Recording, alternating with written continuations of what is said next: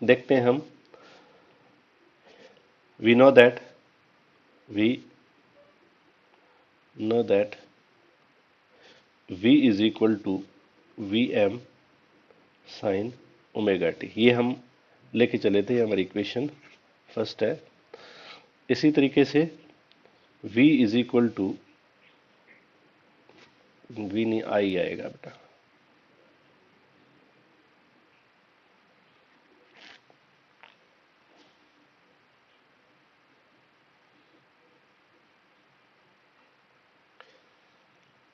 And i is equal to आया हमारा I M sine omega T. ये हमारी इक्वेशन सेकेंड है।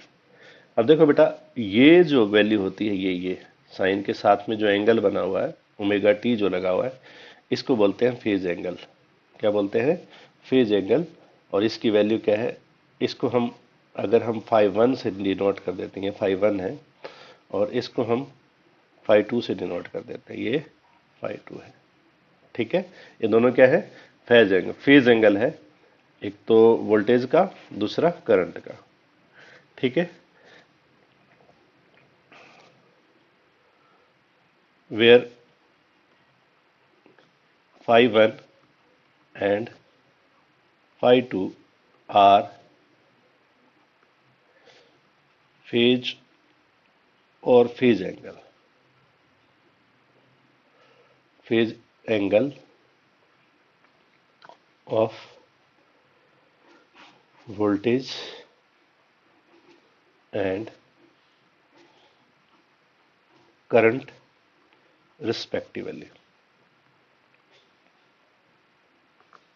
ठीक है, तो अब हमें फेज डिफरेंस निकालना है। तो सबसे पहले हम क्या निकालेंगे? फेज डिफरेंस की बात करेंगे। फेज डिफरेंस,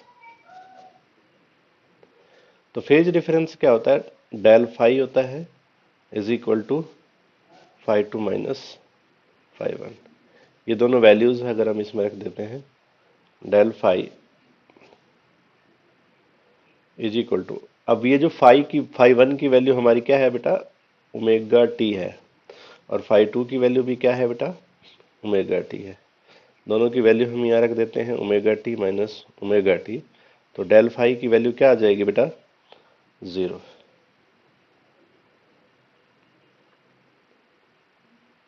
यानी कि दोनों सेम फेज में हम ये कह सकते हैं, करंट और वोल्टेज दोनों सेम पेज में चलते हैं।